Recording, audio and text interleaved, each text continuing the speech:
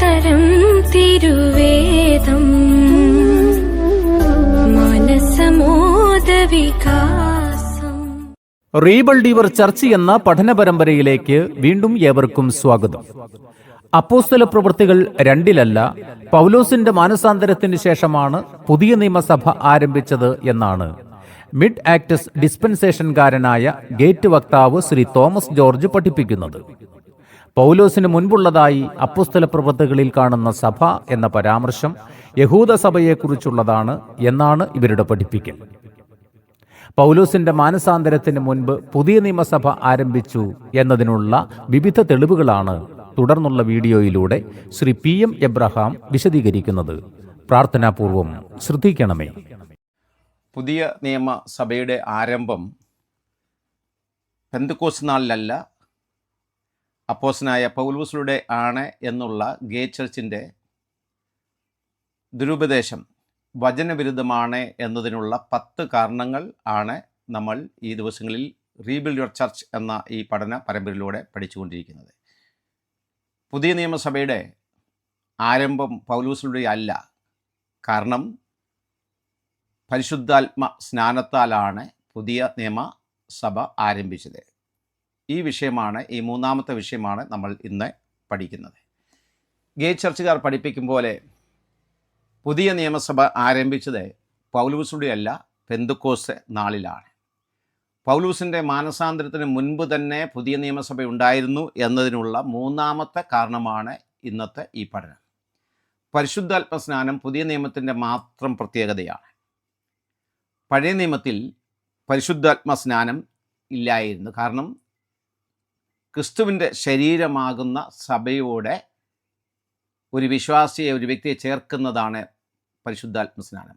ഞാൻ എൻ്റെ സഭയെ പണിയും, മത്തായിയുടെ സുവിശേഷം 16:18 യേശുക്രിസ്തു സഭയുടെ രൂപീകരണത്തെക്കുറിച്ച് പറയുകയുണ്ടായി. യോഹന്നാൻ സ്നാപകൻ യേശുക്രിസ്തുവിനെക്കുറിച്ച് പറഞ്ഞ പ്രധാന കാര്യം അവൻ പരിശുദ്ധാത്മാവിൽ സ്നാനം കഴിപ്പിക്കും എന്ന കാര്യമാണ്. 4 സുവിശേഷങ്ങളിലും നാം ഇത് വായിക്കുന്നുണ്ട്. യോഹന്നാൻ എല്ലാവരോടുമായി പറഞ്ഞു, ഞാൻ നിങ്ങളെ വെള്ളം കൊണ്ട് സ്നാനം കഴിപ്പിക്കുന്നു, എന്നാൽ എന്നിലും ബലവാനായവൻ വരുന്നു, അവൻ്റെ ചെരുപ്പിൻ്റെ വാറ് അഴിപ്പാൻ ഞാൻ യോഗ്യനല്ല. അവൻ നിങ്ങളെ പരിശുദ്ധാത്മാവ് കൊണ്ടും തീ കൊണ്ടും സ്നാനം കഴിപ്പിക്കും. ലൂക്കോസ് സുവിശേഷം 1:16 പരിശുദ്ധാത്മാവിനായി യെരുശലേമിൽ ശിഷ്യന്മാർ കാത്തിരിക്കണം എന്ന് ഉയർത്തെഴുന്നേറ്റ ശേഷം കർത്താവ് ശിഷ്യന്മാരോട് പറയുകയുണ്ടായി. ലൂക്കോസ് സുവിശേഷം 24:9 അതുപോലെ സ്വർഗത്തിലേക്ക് പോകുന്നതിന് മുൻപായിട്ട്, സ്വർഗാരോഹണത്തിന് മുമ്പായി ഒലിവുമലയിൽ വെച്ച് യേശു പറഞ്ഞു, യോഹന്നാൻ വെള്ളം കൊണ്ട് സ്നാനം കഴിപ്പിച്ചു, നിങ്ങൾക്കോ ഇനി ഏറെ നാൾ കഴിയും മുമ്പേ പരിശുദ്ധാത്മാവ് കൊണ്ട് സ്നാനം ലഭിക്കും എന്ന് പറയുകയുണ്ടായി. പ്രവൃത്തി ദിവസം 1:5 യോഹന്നാൻ സ്നാപകനും യേശുക്രിസ്തുവും പറഞ്ഞ ആത്മസ്നാനം പെന്തക്കോസ്ത് ദിവസം അപ്പോസ്തല പ്രവൃത്തികളിൽ 2-ാം അധ്യായത്തിൽ നടന്നു എന്ന് പ്രവൃത്തി ദിവസം തന്നെ 11-ാം അധ്യായം അതിൻ്റെ 15 മുതൽ 16 വരെയുള്ള വാക്യങ്ങളിൽ അവിടെ വ്യക്തമാക്കിയിരിക്കുന്നു. പത്രോസ് പറയുകയാണ്, ഞാൻ സംസാരിച്ചു തുടങ്ങിയപ്പോഴേക്ക് പരിശുദ്ധാത്മാവ് ആദിയിൽ നമ്മുടെ മേൽ എന്ന പോലെ അവിടെ മേലും വന്നു. 16-ാമത്തെ വാക്യം, അപ്പോൾ ഞാൻ യോഹന്നാൻ വെള്ളം കൊണ്ട് സ്നാനം കഴിപ്പിച്ചു, നിങ്ങൾക്കോ പരിശുദ്ധാത്മാവ് കൊണ്ട് സ്നാനം ലഭിക്കും എന്ന് കർത്താവ് പറഞ്ഞ വാക്ക് ഓർത്തു. പ്രജാതിക്കാരനായ കൊർന്നല്യോസിൻ്റെ ഭവനത്തിൽ താൻ പോയതിനെ യെരുശലേമിലെ മൂപ്പന്മാർ ചോദ്യം ചെയ്തപ്പോൾ, വിമർശിച്ചപ്പോൾ അവരെ നിശബ്ദരാക്കുവാൻ പത്രോസ് പറഞ്ഞ കാര്യം ഇതായിരുന്നു. ആദിയിൽ, അതായത് പെന്തക്കോസ്ത് നാളിൽ അപ്പോസ്തല പ്രവൃത്തി 2-ാം അധ്യായത്തിൽ അവർക്ക് ലഭിച്ച ആത്മസ്നാനം കൈസരിയിൽ നടന്നു എന്നാണ് പത്രോസ് പറയുന്നത്. ഇത് യെരുശലേമിലെ സഭയിലെ മൂപ്പന്മാരെ നിശബ്ദരാക്കി എന്ന് നാം അവിടെ വായിക്കുന്നുണ്ട്. യഹൂദന് പെന്തക്കോസ്ത് ദിവസം ലഭിച്ച അതേ ആത്മീയ അനുഗ്രഹങ്ങൾ, വിശേഷാൽ പരിശുദ്ധാത്മ സ്നാനം കൊർന്നല്യോസിൻ്റെ ഭവനക്കാർക്കും ലഭിക്കുകയുണ്ടായി. 10-ാം അധ്യായത്തിൽ നാം അത് വായിക്കുന്നുണ്ട്.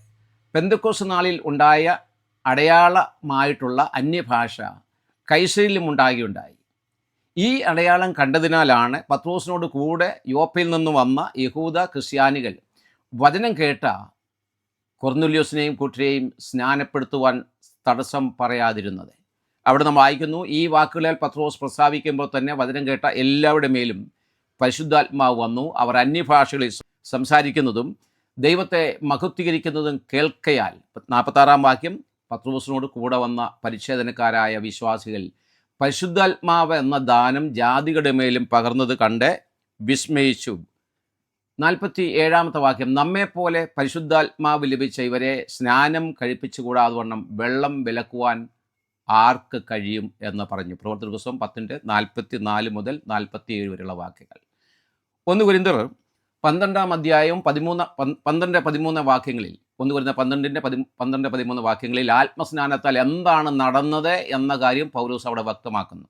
ശരീരമൊന്നും അതിന് അവയവം പലതും, ശരീരത്തിൻ്റെ അവയവം പലത് ആയിരിക്കെ എല്ലാം ഒരു ശരീരവുമായിരിക്കുന്നത് പോലെ ആകുന്നു ക്രിസ്തുവും. 13 വാക്യം, യഹൂദന്മാരോ യവനന്മാരോ ദാസന്മാരോ സ്വതന്ത്രരോ നാം എല്ലാവരും ഏക ശരീരം ആകുമാറെ ഒരേ ആത്മാവിൽ സ്നാനം ഏറ്റും എല്ലാവരും ഒരേ ആത്മാവിനെ പാനം ചെയ്തും ഇരിക്കുന്നു.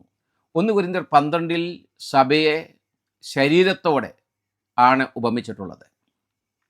സഭ ക്രിസ്തുവിൻ്റെ ശരീരമാണ്. ഏക ശരീരമാകുമാറ് എന്ന് ഇവിടെ പറഞ്ഞിട്ടുള്ളത് ക്രിസ്തുവിൻ്റെ ശരീരമാകുന്ന സഭയെക്കുറിച്ചാണ്. കൊലോസ്യ ലേഖനം 1 അധ്യായത്തിൻ്റെ 18-24 വാക്യങ്ങളിൽ ഇത് വ്യക്തമാക്കിയിട്ടുണ്ട്. അവൻ സഭ എന്ന ശരീരത്തിൻ്റെ തലയുമാകുന്നു. സകലത്തിലും താൻ മുമ്പനാകേണ്ടതിന് അവൻ ആരംഭവും മരിച്ചവരുടെ ഇടയിൽ നിന്ന് ആദ്യനായി എഴുന്നേറ്റവനുമാകുന്നു. 24 വാക്യം, ഇപ്പോൾ ഞാൻ നിങ്ങൾക്ക് വേണ്ടിയുള്ള കഷ്ടാനുഭവങ്ങളിൽ സന്തോഷിച്ച് ക്രിസ്തുവിൻ്റെ കഷ്ടങ്ങളിൽ കുറവായുള്ളത് എൻ്റെ ജഡത്തിൽ സഭയായ അവൻ്റെ ശരീരത്തിനു വേണ്ടി പൂരിപ്പിക്കുന്നു.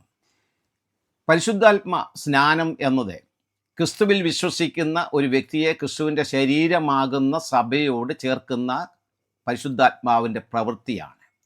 പെന്തക്കോസ്ത് ദിവസം അപ്പോസ്തലപ്രവൃത്തി 2 അധ്യായത്തിൽ രക്ഷിക്കപ്പെട്ട 3000 പേരെ സഭയോട് ചേർത്തു എന്ന് നമ്മൾ വായിക്കുന്നു. കർത്താവ് രക്ഷിക്കപ്പെടുന്നവരെ ദിനംപ്രതി സഭയോട് ചേർത്തുകൊണ്ടിരുന്നു. 2:47 വാക്യം. ഇതേ കാര്യം എഫേസ്യർ 2 നാം വായിക്കുന്നുണ്ട്. അവിടെ വായിക്കുന്നു, ക്രിസ്തുയേശു തന്നെ മൂലക്കല്ലായിരിക്കെ നിങ്ങളെ അപ്പോസ്തലന്മാരും പ്രവാചകന്മാരും എന്ന അടിസ്ഥാനത്തിന്മേൽ പണിതിരിക്കുന്നു. 21 വാക്യം, അവനിൽ കെട്ടിടം മുഴുവനും യുക്തമായി ചേർന്ന് കർത്താവിൽ വിശുദ്ധരും മന്ദിരമായി വളരുന്നു. 22 വാക്യം, അവനിൽ നിങ്ങളെയും ദൈവത്തിൻ്റെ നിവാസമാകേണ്ടതിനെ ആത്മാവിനാൽ ഒന്നിച്ച് പണിതുവരുന്നു. എഫേസ്യർ 2:20-22 വാക്യങ്ങൾ. അപ്പോസ്തലപ്രവൃത്തി 1:5 സ്വർഗാരോഹണത്തിന് തൊട്ടു മുൻപേ യോഹന്നാൻ വെള്ളം കൊണ്ട് സ്നാനം കഴിപ്പിച്ചു. നിങ്ങൾക്കോ ഇനി ഏറെ നാൾ കഴിയും മുമ്പേ പരിശുദ്ധാത്മാവ് കൊണ്ട് സ്നാനം ലഭിക്കും എന്ന് കർത്താവ് ശിഷ്യന്മാരോട് പറഞ്ഞ ആ ആത്മസ്നാനം സ്വർഗാരോഹണത്തിന് ശേഷം 10 ദിവസം കഴിഞ്ഞ് പെന്തക്കോസ്ത് ദിവസം നടക്കുകയുണ്ടായി. പ്രവർത്തന പുസ്തകം 2 അധ്യായത്തിൽ. ആത്മസ്നാനം ഭാവിയിൽ നടക്കുമെന്ന് യോഹന്നാൻ സ്നാപകനും യേശു കർത്താവും പറയുകയുണ്ടായി. ആത്മസ്നാനം പഴയ നിയമത്തിൽ ഇല്ലായിരുന്നു എന്ന് നാം നേരത്തെ ശ്രദ്ധിക്കുകയുണ്ടായി. കാരണം സഭ പഴയ നിയമത്തിൽ ഇല്ലായിരുന്നു.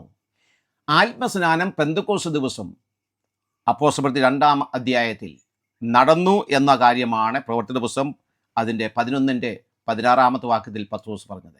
യഹൂദനും ജാതിയും ഒരു ശരീരമാകുന്ന പുതിയ നിയമ സഭയുടെ അംഗമായത് അപ്പോസ്തലപ്രവൃത്തി 2 അധ്യായത്തിലാണ്. പരിശുദ്ധാത്മസ്നാനം ആദ്യമായി നടന്നത് അന്നാണ്. എന്തായാലും അപ്പോസ്തലപ്രവൃത്തി 13:46 അപ്പോൾ പൗലോസും ബർന്നബാസും ധൈര്യം പൂണ്ട്, ദൈവവചനം ആദ്യം നിങ്ങളോട് പറയുന്നത് ആവശ്യമായിരുന്നു, എന്നാൽ നിങ്ങൾ അതിനെ തള്ളി നിങ്ങളെ തന്നെ നിത്യജീവനെ അയോഗ്യർ എന്ന് വിധിച്ചു കളയുന്നതിനാൽ ഇതാ ഞങ്ങൾ ജാതികളിലേക്ക് തിരിയുന്നു എന്ന് പറഞ്ഞ അന്നല്ല പുതിയ നിയമസഭ ആരംഭിച്ചത്. അന്നല്ല പെന്തക്കോസ്ത് ആത്മസ്നാനം നടന്നത്. പൗലോസ് എൻ്റെ സഭയെ പണിയും എന്നല്ല പറഞ്ഞത്. യേശുക്രിസ്തു പറഞ്ഞു, ഞാൻ എൻ്റെ സഭയെ പണിയും. പൗലോസ് അല്ല, കർത്താവാണ് സഭയെ പണിതത്. അന്നു മുതൽ കർത്താവ് രക്ഷിക്കപ്പെടുന്നവരെ ദിനംപ്രതി സഭയോടെ ചേർത്തുകൊണ്ടിരുന്നു. എന്നും കർത്താവ് ആ പ്രവൃത്തി തുടരുന്നു. പൗലോസിൻ്റെ മാനസാന്തര ശേഷമാണ് സഭയുടെ ആരംഭം എന്നുള്ള ആ ഉപദേശം വചനവിരുദ്ധമാണ്. സഭയുടെ ആരംഭം പെന്തക്കോസ്ത് ദിവസം അപ്പോസ്തല പ്രവൃത്തി 2 അധ്യായത്തിൽ പരിശുദ്ധാത്മ സ്നാനത്താലായിരുന്നു. പുതിയ നിയമസഭ ആരംഭിച്ചത് പൗലോസിലൂടെയാണെന്നുള്ള ഗേറ്റ് ചർച്ചിൻ്റെ വചനവിരുദ്ധമായ ഉപദേശത്തിൻ്റെ 4ാമത്തെ എപ്പിസോഡ് അടുത്ത ദിവസം നാം ശ്രദ്ധിക്കുന്നതായിരിക്കും. ദുരുപദേശങ്ങൾക്കെതിരെ വളരെ ശക്തമായി നിലകൊള്ളുവാൻ ദൈവകൃപ നമുക്ക് ലഭിക്കുമാറാകട്ടെ. ഈ ശുശ്രൂഷയോട് പ്രാർത്ഥിക്കണം. ഈ വീഡിയോ ഷെയർ ചെയ്ത് ഈ ശുശ്രൂഷയെ നിങ്ങൾ സഹായിക്കുകയും ചെയ്യണം. ഗേറ്റ് ചർച്ചിൻ്റെ ഈ ഉപദേശത്തിനെതിരെയുള്ള 4ാമത്തെ ക്ലാസ്സിൽ നമുക്ക് വീണ്ടും കണ്ടുമുട്ടാം. ദൈവമായ കർത്താവെ നമ്മെ ഏവരെയും അനുഗ്രഹിക്കുമാറാകട്ടെ.